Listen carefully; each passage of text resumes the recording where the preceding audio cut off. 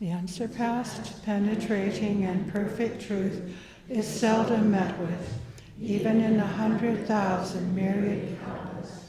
Now we can see and hear it. We can remember and accept it. I vow to make the Buddha's truth one with myself. Homage to the Buddha, homage to the Dharma, homage to the Sangha. So good to see so many of you today. We're celebrating Buddha's Enlightenment Day a day early, and I think that allows more of us to come.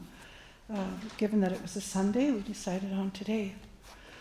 And I was going to talk further about the Buddha's Enlightenment, although honestly the scriptures and the dedication that Reverend Master Mayan made and so on really says it all. But there are a few aspects of the Buddha's Enlightenment, the teaching around that I'd like to bring out today. Of course, we're celebrating and expressing gratitude, and these during these darkest days of the year. So we, as many religious traditions do, decorate our halls and offer lights.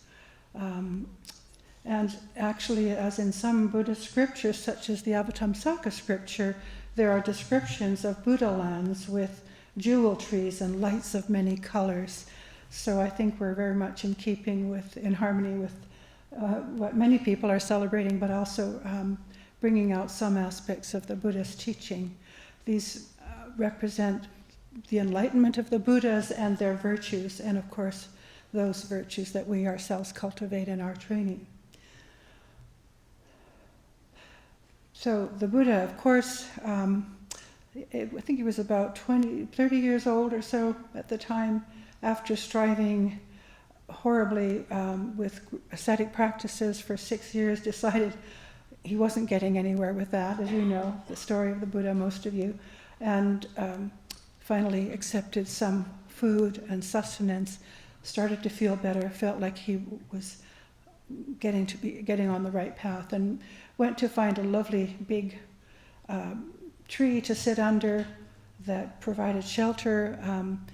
A passing fellow offered him some fresh grass to sit on, so he made a vow to sit still as long as it took to fully realize the truth, to awaken to the truth. And actually the stories of the Buddha say that even in past lives, the life before this one of Shakyamuni Buddha, Gautama, he had made vows to be reborn.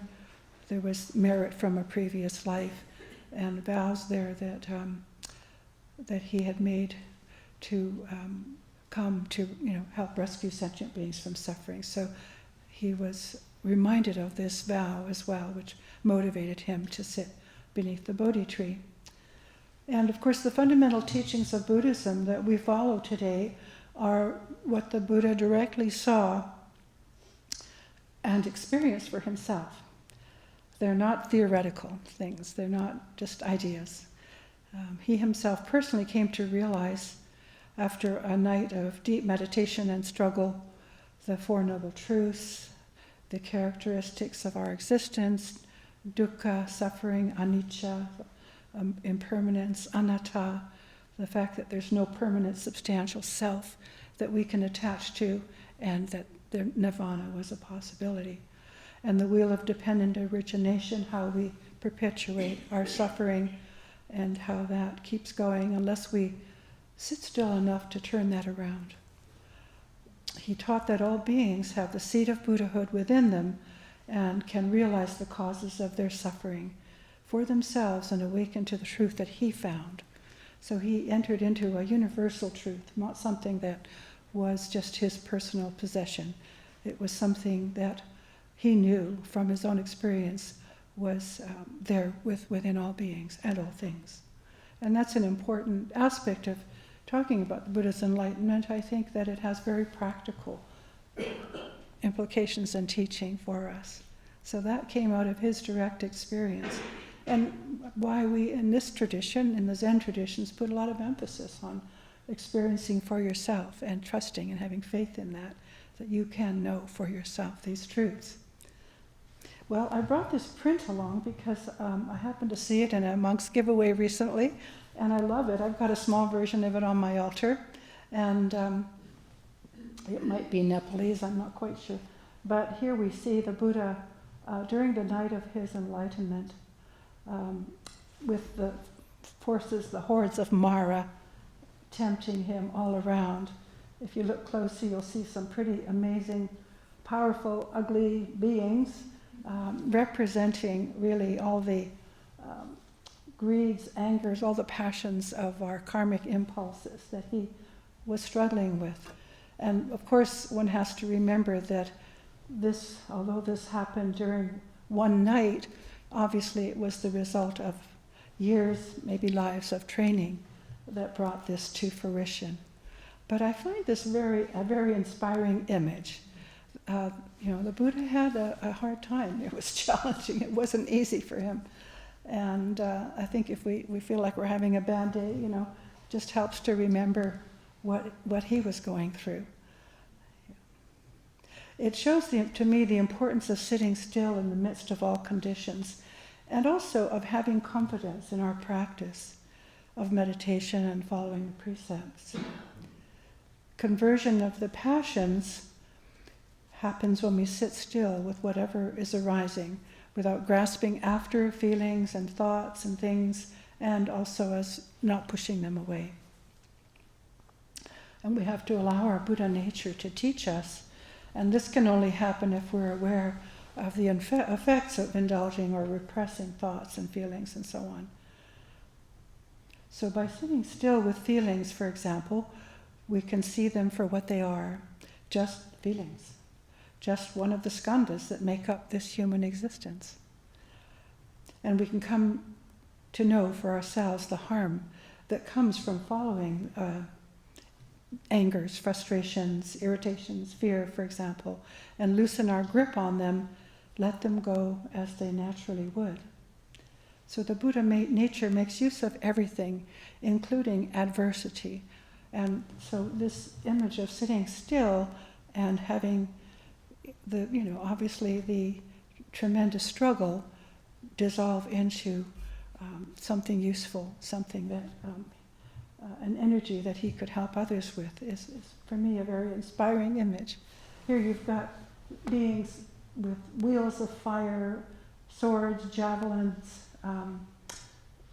all kinds of distractions, images of beautiful, enticing young ladies, but also here's one that shows the young woman and then getting older and eventually very aged, and perhaps losing that same attraction. So the awareness of impermanence that, again, however beautiful we might be in our youth, we're not going to be that way all the time. That beauty has to go more inward and shine from a different place. Here we've got, I believe this is an image of perhaps someone from his own clan, the warrior clan, becoming the enticement to become a ruler. He was, of course, the son of a king, and his family would have liked him to be a king.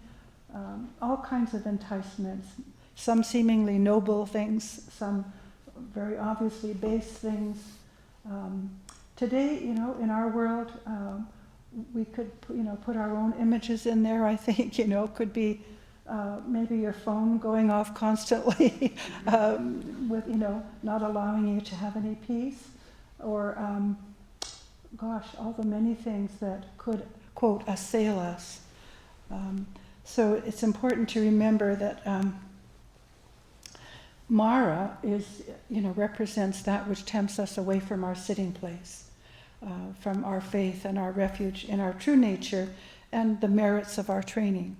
So although sometimes Mara is personified as a deity, in actual fact, it represents something within ourselves. And I find it helpful sometimes to think of Mara as a being, but I know that it's not, that he doesn't have any ultimate reality. And in fact, whenever Mara is fully recognized for what he is, he disappears. He kind of shrinks away into the woodwork. And there are many really good stories in the life of the Buddha where Mara is coming there and, with very convincing, consoling words, when the Buddha is really struggling with something, and the Buddha says, "I see you, Mara, don't bug me now." And Mara just disappears, because once he's recognized, and I find that very, very helpful too. We don't have to beat him up, we don't have to do anything in particular, but be very still and be aware this impulse leads to harm. This is potentially very dangerous. And once he's recognized, he doesn't have any power. Mara's army, of course, all of these represent the doubts, the passions of greeds, hatred, delusion, mocking, all sorts of whatever might try to move the Buddha away from his sitting place and his resolve to realize the truth. And interestingly, as he's sitting still, these things have no real power over him. Eventually, he realizes the insubstantiality of them, and all these forces of Mara turn into flowers in this particular image. So again, very inspiring. I'll read you a little bit here about the Buddha's experience. This is from a book that many of you know about, The Light of Asia, published in 1879 by Sir Edwin Arnold, a British man who lived in Asia for many years. Obviously was very sympathetic to Buddhism. And here I will read you a bit of this poem, which is very dear to us. So then fell the night, even as our master sate under that tree. But he who is the prince of darkness, Mara, knowing this was Buddha who should deliver men, or beings, and now the hour when he should find the truth and save the worlds, gave unto all his evil powers command. Wherefore there trooped from every deepest pit the fiends who war with wisdom and the light, Arati, Trishna, Raga, and their crew of passions, horrors, ignorances, lusts, the brood of gloom and dread, all hating Buddha, seeking to shake his mind. Nor knoweth one, not even the wisest, how those fiends of hell battled that night to keep the truth from Buddha, sometimes with terrors of the tempest, blasts of demon armies clouding all the wind, with thunder and with blinding lightning flung in jagged javelins of purple wrath from splitting skies. Sometimes with wiles and words fair sounding, mid hushed leaves and softened airs, from shapes of witching beauty, wanton songs, whispers of love, sometimes with royal allures of proffered rule, sometimes with mocking doubts, making truth vain. But whether these befell without and visible, or whether Buddha strove with fell spirits in his inmost heart, judge ye, I write what ancient books have writ. And really we don't see a separation between whether it's out there or whether it's in there. We still have to sit still with it to be able to see the light and allow these things to fall away and not become slaves to them. Dramatic perhaps, but there are times when this does happen in our lives when we're really struggling with something, so we can take inspiration from the Buddha's experience. And maybe some of this sounds familiar. Maybe we've had times when it seems like everything is not going the right way or not going our way, right? I've certainly had those times in my life, and I think one can doubt one's training at such times. But it's very important to examine carefully that could just be thoughts and feelings based on one's expectations. In my own experience, continuing to sit still, take refuge in the Sangha is the most important thing, because eventually some of these things just fall away and you realize, what? That was all, my karmic expectations, and actually the reality is something quite different, and usually something, that works, and something much better. So, you can put your own little images of Mara's forces in there. So just to read a little more of this, the solid earth shuddered as if one laid flame to her gaping wounds. The torn black air was full of whistling wings, of screams and yells, of evil faces peering, of vast fronts terrible and majestic. Lords of hell, who from 1,000 limbos led their troops to tempt the master. So many, many things pulling at him to leave his sitting place. But Buddha heeded not, sitting serene with perfect virtue, walled as is a stronghold by its gates and ramps. Also the sacred tree, the Bodhi tree, amid that tumult stirred not, but each leaf glistened as still as when on moonlit eves no zephyr spills the glittering gems of dew. For all this clamor raged outside the shade spread by those cloistered stems.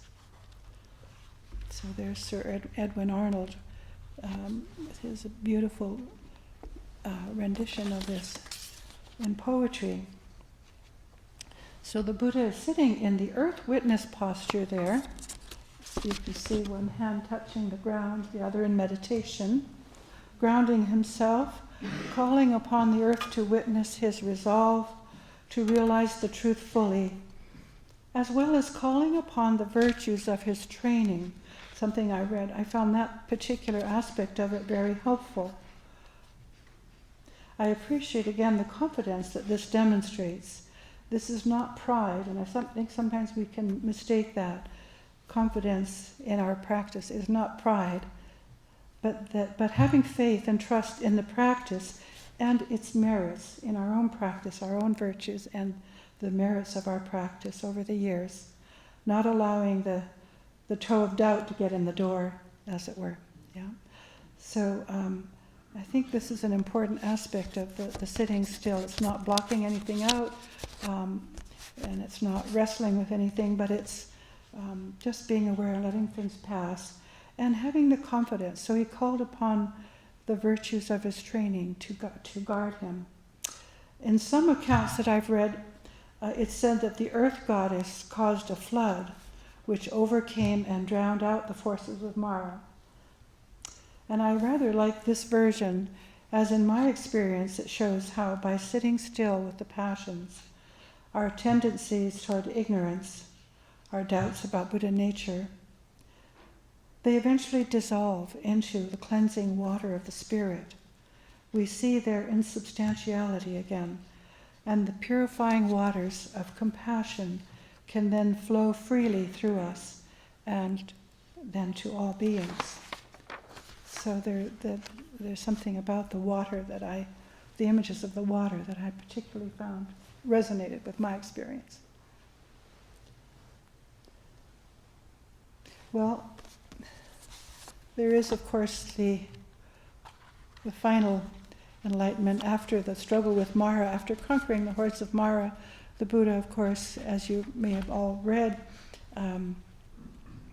has the experience of seeing all of his former lives and the karmic tendencies throughout those lives, hundreds of them. And then he has the experience of seeing the lives of all beings, the rising and falling of all the systems in the universe. Very profound, of course, teachings. And finally, the cause of sorrow,